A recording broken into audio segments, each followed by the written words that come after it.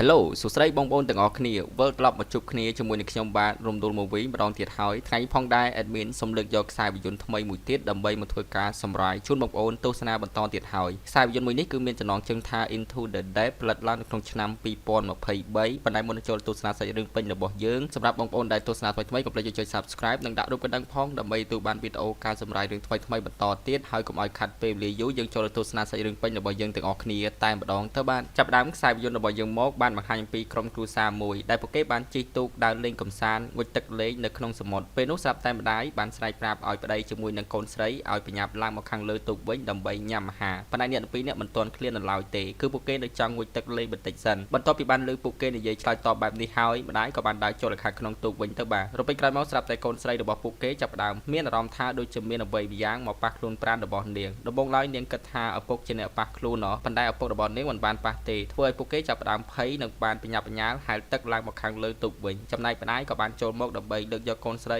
ឡើងមកខាងលើទូកបានសម្រេចទៅប៉ុន្តែបរិសុទ្ធដែលជាប្តីស្រាប់តែមានអ្វីម្យ៉ាងទាញចូលខាងក្នុងទឹកអ្នកពីរនាក់នៅខាងលើទូកគឺមានការភ័យខ្លាចរំភើបចិត្តជាខ្លាំងយើងក៏បានឃើញថាមានត្រីឆ្លាមមួយក្បាលកំពុងខំទាញជើងរបស់គាត់បរិសុទ្ធអ្នកនឹងជាយាមរើបំរាស់ពីត្រីឆ្លាមប៉ុន្តែកម្លាំងរបស់ត្រីឆ្លាមវាពិតជាខ្លាំងមែនទែនគាត់មិនអាចរើបំរាស់ដូចទេចុងក្រោយត្រីឆ្លាមក៏បានខំស៊ីបរិសុទ្ធអ្នកនឹងអូសចូលខាងក្នុងទឹកសមុទ្របាត់ទៅហើយរឿងរ៉ាវទាំងអស់ហ្នឹងគឺជាក្តីសុបិនដល់អាក្រក់របស់នារីម្នាក់ដែលមានឈ្មោះថា Nancy ហើយវាគឺជារឿងពិតដែលកើតឡើងចំពោះគ្រួសាររបស់ខ្លួនកាលពីនាងនៅពីក្មេងសប្តាហ៍នេះ Nancy បានរៀបការមានប្តីរួចហើយប្តីរបស់នាងគឺមានឈ្មោះថា Tyler ការងាររបស់ពួកគេទាំងពីរនាក់គឺជាអ្នកសិក្សាធ្វើការស្រាវជ្រាវនៅក្នុងទឹកសមុទ្រដែលភាសាអង់គ្លេសគេហៅថា Oceanography ថ្ងៃបន្តមកទៀតពួកគេទាំងពីរនាក់បានជិះឡានជាមួយគ្នាធ្វើដំណើរទៅកាន់ទីតាំងមាត់ឆ្នេរសមុទ្រមួយកន្លែងដើម្បីទៅបំពេញការងារបេសកកម្មរបស់ពួកគេហើយនៅពេលពួកគេមកដល់ទីតាំងកន្លែងមួយនឹងភ្លាមពួកគេបានជួបជាមួយនឹងបរិសុទ្ធម្នាក់ទៀតដែលមានឈ្មោះថា Ben គឺជាអ្នកបើកទូកនិងគូស្នេហ៍មួយគូទៀតដែលជាមិត្តភក្តិរបស់ពួកគេដែលខាងប្រុសមានឈ្មោះថា Lucas ចំណែកខាងស្រីមានឈ្មោះថា Sophie បន្ទាប់ពីនិយាយសួរនាំសុខទុក្ខគ្នាទៅវិញទៅមករួចរាល់ហើយពួកគេក៏បានធ្វើដំណើរឡើងទៅខាងលើទូករបស់ពួកគេទៅជាពិសេស Ben បានណែនាំឲ្យអ្នកគ្រប់គ្នាបានស្គាល់បរិសុទ្ធម្នាក់ទៀតដែលមានឈ្មោះថា Kai គឺជាជំនួយការរបស់គាត់ហើយ Kai ក៏ត្រូវធ្វើដំណើរទៅជាមួយពួកគេផងដែរពេលនេះយើងឃើញថា Ben បានចាប់ផ្ដើមបើកទូកធ្វើដំណើរទៅកាន់សមុទ្រហើយបាទការងាររបស់ពួកគេគឺត្រូវទៅកាន់ទីតាំងកន្លែងមួយគឺពួកគេនឹងជាមួយទឹកដើម្បីស្វែងរកកប៉ាល់មួយដែលបានលិចចូលទៅខាងក្នុងបាតសមុទ្រពីព្រោះពួកគេគិតថានៅក្នុងកប៉ាល់មួយហ្នឹងគឺមានកំណប់មានមាសប្រាក់អញ្ចឹងណាស្របពេលនោះយើងឃើញថាមានកូនទូកមួយកំពុងតែបើកនៅលើសមុទ្រផងដែរពួកគេមានគ្នាប្រហែលជា5នាក់មានសុទ្ធតែកំភ្លើងគ្រប់ដៃតែម្ដងក្រុមរបស់ពួកគេគឺជាក្រុមរ៉ូស៊ីខុសច្បាប់ជួញដូរគ្រឿងញៀនជួញដូរអាវុធបន្តមកទៀតពួកគេបានធ្វើដំណើរមកជួបជាមួយនឹងមនុស្សមួយក្រុមទៀតដែលមានបរិសម្នាក់ដែលមានឈ្មោះថា Jordan ប៉ុន្តែពួកគេនិយាយចរចាគ្នាមិនត្រូវឡើយស្រាប់តែ Jordan បានបញ្ជាឲ្យក្រុមកូនចៅរបស់ខ្លួនប្រើប្រាស់អាវុធបាញ់វាយប្រហារមនុស្សទាំង5នាក់នឹងឡើងសាហាវតែម្ដងធ្វើឲ្យពួកគេមិនអាចបាញ់តដៃបានទេពួកគេក៏បានស្លាប់បាត់បង់ជីវិតទៅបន្តមកទៀតពួកគេក៏បានចូលទៅប្រមូលយកអាវុធកំភ្លើងជាច្រើនដើមនិងបានទម្លាក់សាកសពរបស់ពួកគេចូលទៅខាងក្នុងទឹកសមុទ្រទៅក្រោយមើលក្រុមទូករបស់ Ben ដែលកំពុងតែជិះនៅលើសមុទ្រឯនេះវិញ Nancy បានខលទូរស័ព្ទនិយាយជាមួយនឹងលោកតារបស់ខ្លួនពួកគេបាននិយាយសួរនាំសួរទុកគ្នាទៅវិញទៅមកប៉ុន្តែនិយាយគ្នាបានតែបន្តិចពួកគេក៏បានដាច់ការតាក់ទងជាមួយគ្នាទៅពីព្រោះតែទូរស័ព្ទរបស់ Nancy អត់មានសេវាលោកតារបស់នាងគឺមានការព្រួយបារម្ភចំពោះចៅជាខ្លាំងប៉ុន្តែម្ដាយរបស់ Nancy បានដើរចូលមកនិយាយលំលោមប្រាប់ទៅកាន់ឪពុករបស់ខ្លួនកុំឲ្យគិតខ្វល់ខ្វាយច្រើនពេកពីព្រោះតែ Nancy មិនមែននៅក្មេងទៀតទេគឺនាងចេះមើលថែខ្លួនឯងរៀបការមានប្តីរួចហើយអញ្ចឹងណាក្រោយពីក្រុមរបស់លោក Ben បើកទូកអស់ពេលយូរមកពួកគេក៏បានមកដល់ទីតាំងកន្លែងដែលជាគោលដៅរបស់ពួកគេហើយបាទពួកគេម្នាក់ៗបានរៀបចំត្រៀមខ្លួនរួចជាស្រេចដើម្បីជាមួយចូលខាងក្នុងបាតសមុទ្រហើយអ្នកដែលជាមួយចូលខាងក្នុងទឹកសមុទ្រគឺមានគ្នាចំនួន4នាក់គឺមានដូចជា Nancy ជាមួយនឹងប្តីរបស់ខ្លួនដែលមានឈ្មោះថា Tyler ចំណែកពីរអ្នកផ្សេងទៀតគឺជាកញ្ញា Sophie ជាមួយនឹងសង្សាររបស់នាងដែលមានឈ្មោះថា Lucas ឥឡូវនេះយើងឃើញថាពួកគេបាននាំគ្នាលោតចូលខាងក្នុងទឹកសមុទ្រមួយសន្ទុះក្រោយមកពួកគេក៏បានរកឃើញកប៉ាល់មួយដែលបានលិចចូលខាងក្នុងបាតសមុទ្រអ្នកទាំង4នាក់បានព្យាយាមហែលចូលទៅមើលដើម្បីស្វែងរករបស់ដែលពួកគេចង់បានភ្លាមនោះស្រាប់តែ Nancy ជាមួយនឹង Tyler បានរកឃើញកាកមាសបុរាណមួយប្រភេទដែលបញ្ជាក់ថានៅក្នុងកប៉ាល់មួយនេះច្បាស់ជាមានកំណប់ឬក៏របស់ដែលមានតម្លៃដែលពួកគេចង់បានជាមិនខានធ្វើឲ្យពួកគេរំភើបសប្បាយចិត្តជាខ្លាំងក្រុមរបស់ពួកគេមិនទាន់បញ្ញាបញ្ញាលងើបចេញពីទឹកនៅឡើយទេ Nancy បានហែលទៅកាន់កន្លែងមួយបន្តទៀតនាងបានធ្វើកាយវិការដើម្បីឲ្យ Tyler ថតវីដេអូទុកជាឯកសារប៉ុន្តែគណៈពេលនោះស្រាប់តែមានត្រីឆ្លាមមួយក្បាលបានបង្ហាញខ្លួនចេញមកគ្រាន់តែឃើញត្រីឆ្លាមភ្លាមពួកគេចាប់ដើមភ័យបុកពូតែម្ដងត្រីឆ្លាមបានហែលចូលមកដើម្បីវាយប្រហារតាមកាមស៊ីពួកគេ Nancy និង Tyler បានចូលទៅពួននៅខាងក្នុងដែករបស់កប៉ាល់ត្រីឆ្លាមមិនអាចខំត្រូវទេនិយាយរួមទៅវាខំត្រូវតែដែកប៉ុណ្ណោះធ្វើឲ្យវាក៏ឈឺចាប់ផងដែរដូចនេះត្រីឆ្លាមបានផ្លាស់ប្ដូរទិសដៅលែងនៅខំវាយប្រហារ Nancy និង Tyler បន្តទៀតហើយគឺវាបានហែលចូលទៅខំត្រូវជើង Lucas វិញម្ដងធ្វើឲ្យ Lucas ស្រែកឈឺចាប់ជាខ្លាំងពួកគេនឹង ទាំង4នាក់ក៏បានប្រញាប់ញ៉ាំនាំគ្នាហែលឡើងមកផ្នែកខាងលើវិញឈាមរបស់លោកកាសបានហូរសាចពេញទឹកតែម្ដងស្ថានភាពពេលនេះពិតជាគ្រោះថ្នាក់ខ្លាំងមែនទែនចំណែកត្រីឆ្លាមក៏កំពុងតែហែលមកតាមវាយប្រហារពួកគេបន្តទៀតអ្នកទាំង4នាក់បានហែលមកខាងលើផ្ទៃទឹកនិងបានប្រញាប់ញ៉ាំជួយគ្នាឡើងមកខាងលើទូកវិញម្នាក់ៗមានការភ័យខ្លាចនិងបានស្រែកថាត្រីឆ្លាមអញ្ចឹងណាហើយវាពិតជាសំណាងល្អខ្លាំងមែនទែនពួកគេក៏អាចឡើងមកខាងលើទូកបានសម្រាប់ត្រីឆ្លាមមិនអាចវាយប្រហារខាំស៊ីពួកគេបានទេលោកកាសពេលនេះគឺមានរបួសធ្ងន់ធ្ងរខ្លាំងមែនទែនពួកគេនៅពេលនេះក៏មិនអាចធ្វើឲ្យបានដែរសូហ្វីបានស្រែកយំអាណិតសង្សាររបស់ខ្លួនឯងជាខ្លាំងបន្ទាប់មកពួកគេក៏បានឃើញកូនទូកមួយបានបើកចូលមកហើយទូកមួយនោះគឺជាទូករបស់ក្រុមโจដានគឺជាក្រុមម៉ាហ្វៀរុស្ស៊ីជួញដូរគ្រឿងញៀនបាញ់កាប់ចាក់សម្លាប់គ្នាសាហាវខ្លាំងមែនទែនដំបូងឡើយពួកគេបាននិយាយសួរនាំគ្នាទៅវិញទៅមកមិនមានបញ្ហាអីទេហើយโจដានបានឡើងមកខាងលើទូករបស់បែនដើម្បីមើលស្ថានភាពរបួសរបស់លោកកាសនិងបានដឹងថានៅក្នុងទឹកសមុទ្រនៅតំបន់កន្លែងមួយហ្នឹងគឺមានត្រីឆ្លាមស៊ីមនុស្សចឹងទៅចំណែករបួសរបស់លោកកាសវាធ្ងន់ធ្ងរធ្វើឲ្យលោកកាសមិនអាចទ្រាំទៀតបានទេគេក៏បានដាច់ខ្យល់ស្លាប់របងជីវិតទៅបន្តមកទៀតស្រាប់តែโจដានបានបង្ហាញសមាជិកពិតរបស់ខ្លួនឯងចេញមកគឺជាក្រុមម៉ាហ្វៀគឺជាក្រុមចៅសមុទ្រពួកគេបានយកកំភ្លើងភ្ជូនទៅកាន់ក្រុមរបស់បែនហើយមានក្រុមកូនចៅរបស់ពួកគេពីរ3នាក់ផ្សេងទៀតបានយកកំភ្លើងដើរចេញមកដើម្បីចាប់ខ្លួនរបស់បែនគោលបំណងរបស់ពួកគេគឺចង់ឲ្យក្រុមរបស់បែនជាមួយចូលខាងក្នុងបានសមុទ្រដើម្បីទៅយកគ្រឿងញៀនមកឲ្យពួកគេហើយបើសិនជាមិនព្រមធ្វើតាមទេពួកគេនឹងបាញ់សម្លាប់ចោលជាមិនខានដោយគ្មានជំរឿសណានស៊ីក៏បានឆ្លើយយល់ព្រមធ្វើតាមលក្ខខណ្ឌរបស់ពួកគេទ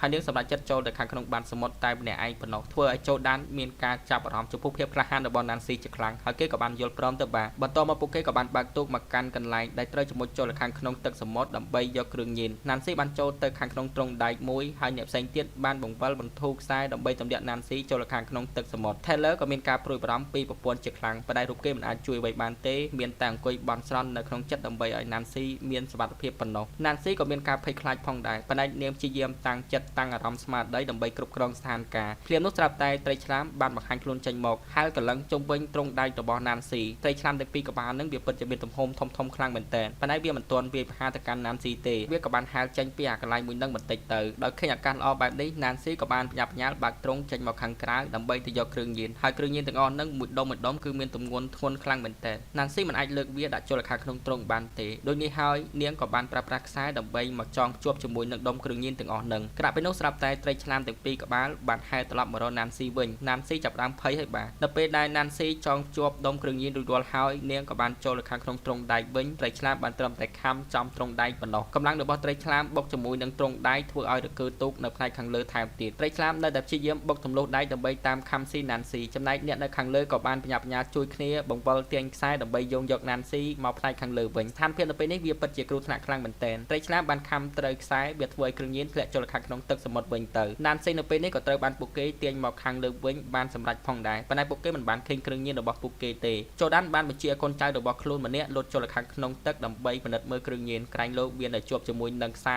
ប៉ុន្តែពួកគេមិនបានឃើញទេធ្វើឲ្យโจដានខឹងជាខ្លាំងហើយគេក៏បានយកកំភ្លើងភ្ជូនទៅកាន់ Taylor បង្រងនឹងបាញ់សម្លាប់ Taylor ទៅហើយស្រាប់តែត្រីឆ្លាមបានចេញមកខំស៊ីកូនចៅរបស់គេដែលនៅក្នុងទឹកនឹងទៅស្របពេលដែលសភាពការកំពុងតែអញ្ញែញ៉ៃ Taylor បានស៊ូសចូលទៅដណ្ដើមយកកំភ្លើងពីโจដានប៉ុន្តែមិនបានសម្រេចទេហើយโจដានក៏បានវាយ Taylor ទម្លាក់ចូលខាងក្នុងទឹកសមុទ្រទៅគេបានប្រើប្រាស់កំភ្លើងបាញ់ទៅកាន់ Taylor បន្តទៀតប៉ុន្តែបាញ់មិនត្រូវទេ Taylor ក៏បានព្យាយាមហែលទឹកចេញពីអាកន្លែងមួយនឹងទៅចំណែក Nancy បានត្រឹមតែស្រែកយំខូចចិត្តហើយអាប៉ែម្នាក់ដែលជាកូនចៅរបស់โจដានក៏ត្រូវបានត្រីឆ្លាមខំស៊ីស្លាប់បាត់បង់ជីវិតទៅបន្តមកទៀតโจដានបានខឹងជាខ្លាំងគេបង្រងនឹងបាញ់សម្លាប់ Nancy និង Sophie បន្តទៀតប៉ុន្តែ Nancy បានយកកាប់មាសដែលខ្លួនបានរើសបាននៅកន្លែងកប៉ាល់លិចទឹកនៅបានសមុទ្រនិយាយប្រាប់ទៅកាន់โจដានដើម្បីជាការដោះដូរកុំឲ្យโจដានបាញ់សម្លាប់ពួកគេដោយឃើញកាសមាសបែបនេះโจដានមិនបានបាញ់សម្លាប់ពួកគេទេប៉ុន្តែគាត់បានបញ្ជាឲ្យពួកគេនឹងពីរនាក់ចុះទៅខាងក្នុងទឹកសមុទ្រវិញម្ដងទៀតដើម្បីទៅយកមាសទាំងអស់នឹងមកឲ្យពួកគេអញ្ចឹងណានិយាយពី Taylor គេមិនបានកើតមានបញ្ហាអីឡើយគេក៏បានហែលនៅក្នុងទឹកសមុទ្រទៅកាន់កូនទូកមួយហើយកូនទូកមួយនឹងគឺជារបស់មនុស្សមួយក្រុមដែលគ្នារបស់โจដានបានបាញ់សម្លាប់កាលពីដើមសាច់រឿងនៅពេលនេះដែរ Taylor បានហែលទឹកឡើងមកខាងលើទូកបានសម្រាប់គេបានប្រើប្រាស់វិទ្យុតាក់ទងដើម្បីស្វែងរកជំនួយប៉ុន្តែមិនមានអ្នកណាឆ្លើយតបឡើយមួយសបកក្រោយមកស្រាប់តែមានកូនទូកមួយបានជិះតម្រង់មកកាន់ទូកធំរបស់โจដានក្រុមដែលជិះទូកចូលមកនឹងគឺជាក្រុមទាហានជើងទឹកដែលការពារនៅលើដែនសមុទ្រโจដានបាននិយាយគម្រាមទៅកាន់ Nancy ថាបើសិនជាហ៊ានតែនិយាយអ្វីប្រេះផ្ដាស់មិនសហការជាមួយនឹងពួកគេនឹងបាញ់សម្លាប់ចោលទាំងអស់ជាមិនខានហើយនៅពេលនេះក្រុមទាហានទាំងអស់នឹងក៏បានបើកទូកចូលមកដល់ហើយបាទពួកគេបានសួរនាំទៅកាន់โจដានថាតើក្រុមរបស់โจដានគឺជាអ្នកបើកទូកមកដើរលេងកំសាន្តពីសមកាលមែនទេโจដានបាននិយាយកុហកប្រាប់ទៅកាន់ប៉ូលីសថាក្រុមរបស់គាត់គ្រាន់តែជាភ្ញៀវទេសចរដើរលេងកំសាន្តជាមួយនឹងសង្សារមិត្តភ័ក្តិរបស់ខ្លួនប៉ុណ្ណោះមិនបានធ្វើអីខុសច្បាប់ឡើយប៉ុន្តែប៉ូលីសនៅតែទាមទារចង់ឲ្យโจដានយកឯកសារមួយចំនួនដើម្បីមកបញ្ជាក់មកឲ្យខាងប៉ូលីសត្រួតពិនិត្យមើលបន្ថែមទៀតโจដានបាននិយាយ ឆ្លើយតបទៅកាន់ប៉ូលីសវិញថាឯកសាររបស់ខ្លួនគឺទុកនៅខាងក្នុងទូកហើយបើសិនជាចង់មើលចាំបន្តិចគាត់នឹងចូលទៅយកមកឲ្យមើលអញ្ចឹងណាប៉ុន្តែគ្រប់យ៉ាងវាគ្រាន់តែជាល្បិចរបស់โจដានប៉ុណ្ណោះគេនឹងក៏បានបញ្ជាកូនចៅរបស់ខ្លួនចេញមកប្រើប្រាស់កំភ្លើងបាញ់វាយប្រហារសម្រាប់ក្រុមប៉ូលីសចំណែកក្រុមប៉ូលីសបានជាយាមបាញ់តដៃវិញផងដែរប៉ុន្តែមិនអាចយកឈ្នះក្រុមរបស់โจដានបានទេចុងក្រោយក្រុមរបស់ប៉ូលីសក៏ត្រូវបានក្រុមរបស់โจដានបាញ់សម្លាប់ឲ្យស្លាប់អស់ទៅហើយកំភ្លើងវាបានរេកណ្ដុងមកខ្ទាតបាញ់ចំត្រូវខៃដែលជាគ្នារបស់បែនចំនួន1គ្រាប់ចំពោះស្ថានភាពរបស់ខៃគឺធ្ងន់ធ្ងរខ្លាំងមែនទែននេះយើងពី Tyler នេះវិញគេនឹងក៏បានបញ្ឆេះម៉ាស៊ីនទូកដើម្បីធ្វើដំណើរទៅជួយរំដោះប្រពន្ធរបស់គាត់ចេញពីក្រុមរបស់โจដាន admin សរសើរទឹកចិត្តរបស់គាត់ខ្លាំងមែនទែនទោះបីជាគ្នាបពុរបស់โจដានមានច្រើនយ៉ាងណាក៏ដោយប៉ុន្តែគាត់មិនបានភ័យខ្លាចទេបន្តមកទៀតយើងឃើញថាโจដានបានបញ្ជាឲ្យ Nancy ជាមួយនឹង Sophie ជាមួយចូលខាងក្នុងទឹកសមុទ្រម្ដងទៀតដើម្បីទៅយកកំណប់មាសនៅក្នុងកប៉ាល់ដែលបានលិចនៅក្នុងទឹកសមុទ្រមកឲ្យគាត់ចំណែកខៃដែលកំពុងតែត្រូវរបួសឡើងធ្ងន់ធ្ងរបានជាយាមជួយយកទឹកមកឲ្យផឹកអញ្ចឹងទៅស្រាប់តែโจដានបានប្រើប្រាស់កំភ្លើងបាញ់សម្លាប់ខៃចោលតែម្ដងទៅគឺគ្មានក្តីអាណិតអាសូរឡើយធ្វើឲ្យបែនខឹងជាខ្លាំងហើយគេក៏បានស៊ូសចូលទៅវាយโจដាននិងបានជាយាមរត់គេចខ្លួនចំណែកកូនចៅរបស់โจដានក៏បានបញ្ញាប់បញ្ញាល់ដេញតាមបាញ់សម្លាប់បែនវិញហើយបែនបានរត់រកកន្លែងពូនលាក់ខ្លួនបន្ទាប់មកគេនឹងក៏បានប្រើប្រាស់កំភ្លើងព្រួញបាញ់ចំបរិសម្នាក់នឹងឲ្យធ្លាក់ដាច់ផ្ងាចូលខាងក្នុងទឹកសមុទ្រទៅហើយនៅពេលដែលអប៉ិម្នាក់នឹងធ្លាក់ចូលខាងក្នុងទឹកសមុទ្រហើយនឹងត្រីឆ្លាមបានហែលចូលមកខំវាយប្រហារសម្លាប់គេឲ្យស្លាប់បាត់បង់ជីវិតទៅនេះអំពី Nancy និង Sophie កំពុងតែហែលនៅក្នុងទឹកសមុទ្រនេះវិញ Sophie មិនចង់ជាមួយចូលខាងក្នុងទឹកទៅកាន់កន្លែងកប៉ាល់មួយនឹងម្ដងទៀតទេពីព្រោះរបៀបមានត្រីឆ្លាមកំពុងរងចាំវាយប្រហារពួកគេ Nancy បានជាយាមនិយាយលំលោម Sophie ត្រូវតែធ្វើចិត្តឲ្យរឹងមាំកុំភ័យខ្លាចឲ្យសោះទោះបីជាយ៉ាងណា Sophie មិនព្រមស្ដាប់ទេហើយក៏បានសម្រេចចិត្តហែលទឹកចាក់ចេញពីកន្លែងមួយនឹងទៅសកម្មភាពដែល Sophie ហែលនៅក្នុងទឹកធ្វើឲ្យត្រីឆ្លាមកាន់តែទាក់ទាញហើយវាហែលទៅរកនាងតែម្នាក់ប៉ុណ្ណោះ Nancy បានស្រែកប្រាប់ឲ្យ Sophie នៅឲ្យស្ងៀមកុំឲ្យធ្វើកាយវិការបំលាស់ទីឲ្យសោះប៉ុន្តែ Sophie មិនបានធ្វើតាមទ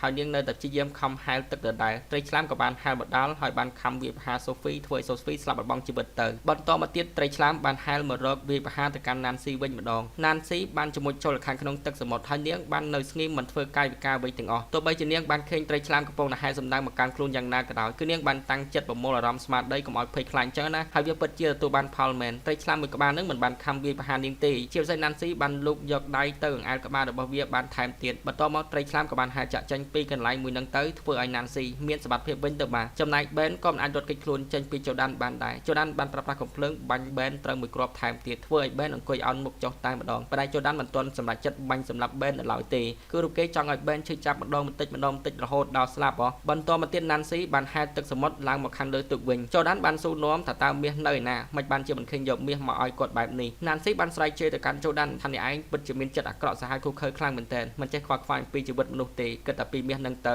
ទោះបីជាយ៉ាងណាโจដានមិនបានឈឺក្បាលជាមួយនឹងពាក្យសម្ដីរបស់ Nancy ទេស្របពេលនោះដែរយើងឃើញថា Tyler បានហែលទឹកឡើងមកខាងលើទូករបស់โจដានបានសម្រេចផងដែរគេបានលួចដើរចូលខាងក្នុងបន្ទប់ស្រាប់តែកូនចៅរបស់โจដានបានចូលមកឃើញពួកគេបានវាយបន្ទប់វាយគ្នាទៅវិញទៅមកអប៉ិម្នាក់នឹងក៏ខ្លាំងផងដែរទោះបីជាយ៉ាងណា Tyler មិនព្រមចុះចាញ់ទេហើយគេក៏បានជាយំវាយទៅកាន់កូនចៅរបស់โจដានវិញក៏មានឱកាសចាប់បានកំបិតសង្កត់ពីខាងលើហើយកំបិតក៏បានចាក់សម្លាប់អប៉ិម្នាក់នឹងស្លាប់បាត់បង់ជីវិតទៅចំណែកโจដានគេបានខឹងជាមួយនឹង Nancy ជាខ្លាំងរៀបនឹងបាញ់សម្លាប់ Nancy ទៅហើយស្រាប់តែ Tyler បានចូលមកទាន់និងបានយកកំភ្លើងភ្ជុំដាក់ទៅកាន់โจដានបានទម្លាក់កំភ្លើងចុះโจដានបាននិយាយបញ្ចុះបញ្ចូល Tyler ឲ្យយល់ព្រមចូលរួមធ្វើការជាមួយនឹងខ្លួនទៅនោះគាត់នឹងបកគលអ្វីគ្រប់យ៉ាងឲ្យទៅកាន់ Tyler តែម្ដងធានាថា Tyler នឹងពេញចិត្តរស់នៅមានសេចក្តីសុខអស់មួយជីវិតជាមិនខានស្របពេលដែល Tyler ភ្លេចខ្លួនបន្តិចស្រាប់តែโจដានបានវាយប្រហារទៅកាន់ Tyler ហើយបានដណ្ដើមយកកំភ្លើងបានសម្រេចភ្ជុំដាក់ទៅកាន់ Tyler វិញភ្លាមនោះស្រាប់តែ Nancy បានស្វាយយកកំភ្លើងបាញ់ត្រូវចំជើងរបស់โจដានធ្វើឲ្យโจដានមិនអាចតដៃវិញបានទេបន្ទាប់មក Nancy បានបាញ់មួយគ្រាប់ថែមទៀតធ្វើឲ្យโจដានធ្លាក់ចូលខាងក្នុងទឹកសមុទ្រទៅស្រាប់តែត្រីឆ្លាមបានហែលចូលមកខំវាយប្រហារសម្រាប់โจដានហើយរូបគេបានស្រែកជួយចាប់រហូតដល់ស្លាប់បាត់បង់ជីវិតទៅបាទឥឡូវនេះពួកគេគឺមានសមត្ថភាពឡើងវិញហើយនឹងបានបើកទូកត្រឡប់ទៅវិញទៅបាទហើយអ្នកដែលមានជីវិតគឺមានតែ3នាក់ប៉ុណ្ណោះហ្នឹងហើយអ្នកទាំងអស់គ្នាសាច់រឿងរបស់យើងក៏កាត់បញ្ចប់តែត្រឹមហ្នឹងទៅអរគុណច្រើនខ្លាំងមែនទែនសម្រាប់បងប្អូនដែលតាមដានទស្សនាសាច់រឿងមួយនេះតាំងពីដើមរហូតដល់ចប់សង្ឃឹមថាបងប្អូននឹងចូលចិត្តចំពោះសាច់រឿងមួយនេះជាពិសេសសម្រាប់បងប្អូនដែលទស្សនាថ្មីៗក៏ប្រេចចុច Subscribe និងដាក់រូបកណ្ដឹងផងដើម្បីទទួលបានសាច់រឿងថ្មី